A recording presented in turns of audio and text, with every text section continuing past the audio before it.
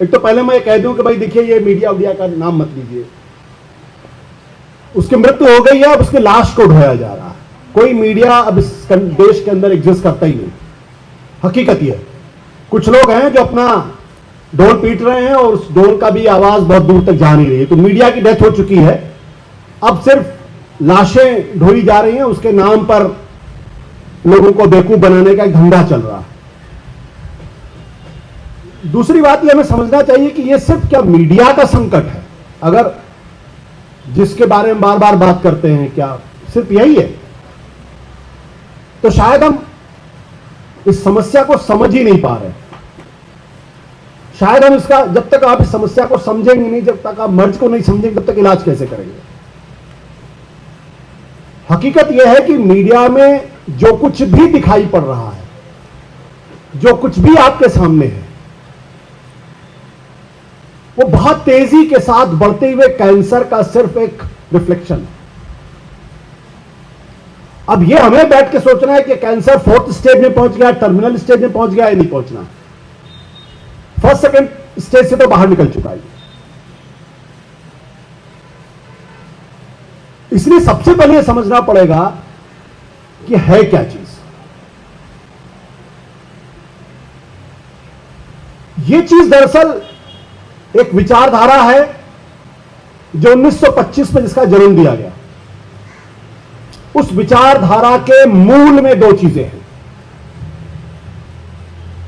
भयंकर तरीके से इंफीरियरिटी कॉम्प्लेक्स, भयानक, और दूसरा नफरत। लेकिन उनकी एक चीज की तारीफ करनी पड़ेगी, गजब का पेशेंस, धैर्य और सब्र तो गजब का है।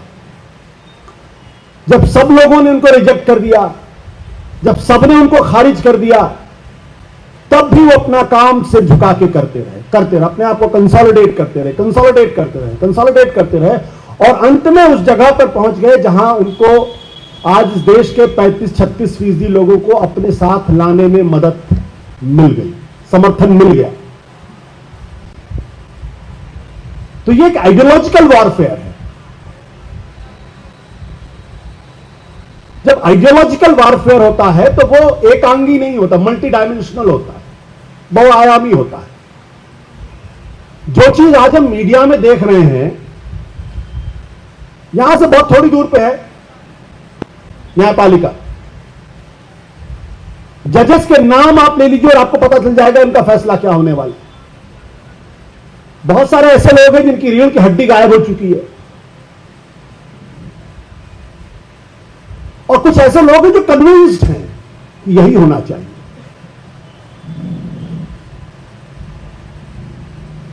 आप दूसरा कोई इंस्टीट्यूशन उठा के देख ले, इलेक्शन कमीशन पास में ही है। 2024 से ज्यादा कम्युनल इलेक्शन इस देश में हुआ ही नहीं। एक के भी खिलाफ कार्रवाई हुई नहीं हुई। देश के प्रधानमंत्री खुलकर कहते हैं कि भाई ये तो इन्फिल्ट्रेटर्स हैं, आपके मंगलसूत्र को उठा के ले जाएंगे। कहीं कोई कार्रवाई दिखाई नहीं पड़ी।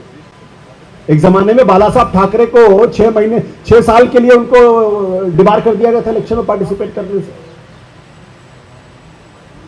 कोई इंस्टीट्यूशन उठा के देख लीजिए, और विचारधारा ऐसे ही काम करती है। विचारधारा के मूल में है एक ऐसा यूटोपिया क्रिएट करना, एक ऐसा सपना बेचता है। उस सपने को बनाने के लिए समाज के हर हिस्से को, चाहे वो सरकार हो चाहे ना हो, उसको उसमें पार्टिसिपेट करना ही पड़ता है। और जो पार्टिसिपेट नहीं करता वो एनिमी होता है, वो शत्रु होता है।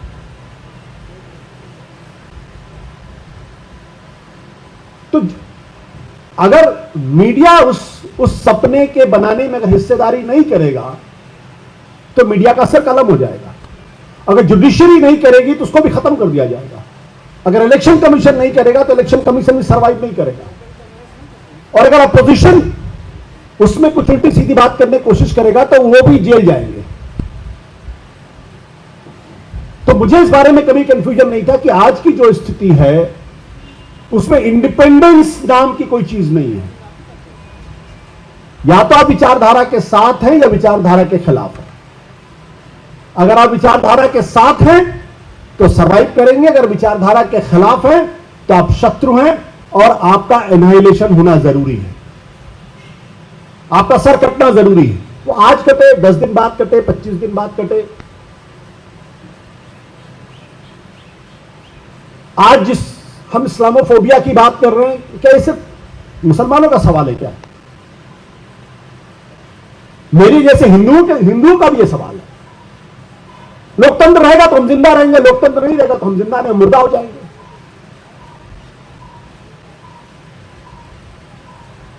तो जिंदा रहने की जो जद्दोजहद है वो हर उस आदमी के सामने एक बड़ा सवाल बनकर खड़ा हो गया है जो दरअसल आजाद ख्याल का है, जिसको इस देश के लोकतंत्र पर यकीन है, जो भारत के संविधान को मानता है और जो भारत की सभ्यता को पूरी तरीके से समझता है।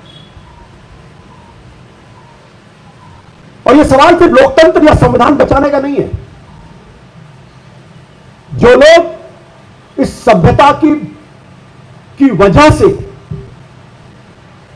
इसको विश्वगुरु बनाने की बात करते हैं, उनका मानना यह है कि दरअसल यही वो मूल है जिनकी वजह से भारत को इतने सालों के लिए गुलाम बनाया गया, जिसको परवर्टेड वर्च्यूज कहते हैं।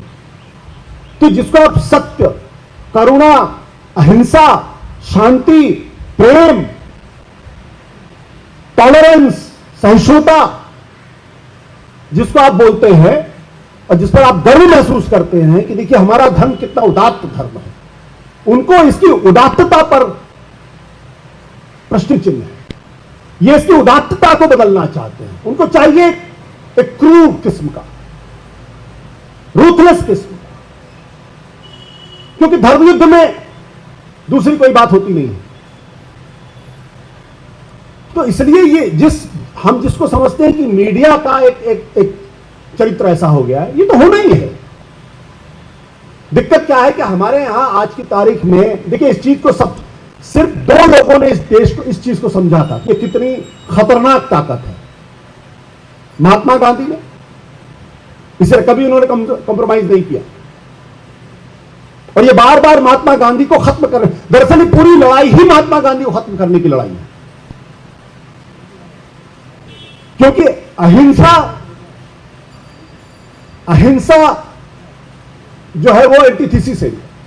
उनको लगता है अहिंसा ने इस देश की सभ्यता के, इस देश के लोगों को कमजोर कर दिया, इसलिए विदेशी आए और उन्होंने हम पे कब्जा किया, इसलिए इस अहिंसा को नहीं होना चाहिए। इसलिए कभी सम्राट अशोक का जिक्र नहीं करते। तो ये दूसरा, पंडित जवाहरलाल नेहरू। दुर्भाग्य की बात यह है कि जिस पार्टी को सबसे ज्यादा नेहरू के बारे में बात करनी चाहिए, वो नेहरू के बारे में बात करने में उनको शर्म आती है। 1951 का जो पहला लोकतांत्रिक चुनाव हुआ, अगर आप उसको ध्यान से पढ़ें तो आपको लगेगा कि उस वक्त जवाहरलाल नेहरू जो बात कह रहे थे वो उस खतरे को तब पहचान रहे थे और उसकी जानिब पे जो उन्होंने बातें कही, एक तरीके से उन्होंने रेफरेंडम कर दिया और उस खतरे को आने वाले कई दशकों के लिए दूर कर दिया, इतना डिस्क्रेडिट किया। इसलिए आज जो अटैक नेहरू के ऊपर होता है, जो लगातार नेहरू पर अटैक होता है, हर चीज पर नेहरू पर अटैक होता है, वो इसीलिए होता है क्योंकि ये जानते हैं कि जिस दिन नेहरू खड़े हो जाएंगे उस दिन इनकी दुकान बंद हो जाएगी। जिन दिन गांधी जी खड़े हो जाएंगे उस दिन, और हकीकत में ये नेहरू पर हमला इसलिए करते हैं क्योंकि आज की तारीख में भी ये खुलकर गांधी के ऊपर हमला नहीं कर सकते। इनके सबसे बड़े दुश्मन तो गांधी हैं। तो नेहरू पर अटैक करना आसान है क्योंकि सरकार में थे, प्राइम मिनिस्टर थे, और जब आप सरकार में होते तो 10 काम करते, 5 काम लोगों को तकलीफ होती उससे। गांधी जी कभी सत्ता में थे नहीं, कभी सरकार नहीं चलाई उन्होंने। जिसको गांधी जी ने अपना उत्तराधिकारी कई साल पहले बनाया था, क्यों बनाया था उसका उन्होंने खुद जिक्र किया है।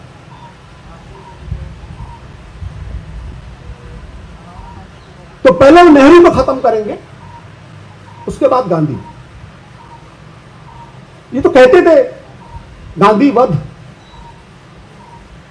1962-63 में आके इनको लगा कि नहीं, ये हमको हमको एंडोर्समेंट चाहिए, हमको क्रेडिबिलिटी चाहिए। तब गांधी को उन्होंने अपनाना शुरू किया। जिन लोगों ने बाबा साहब अंबेडकर के पुतले जलाए, क्या क्या नहीं कहा उनको, अगर आप हिंदू कोड बिल की पूरी डिबेट उठा के देखें तो आपको पता चलेगा।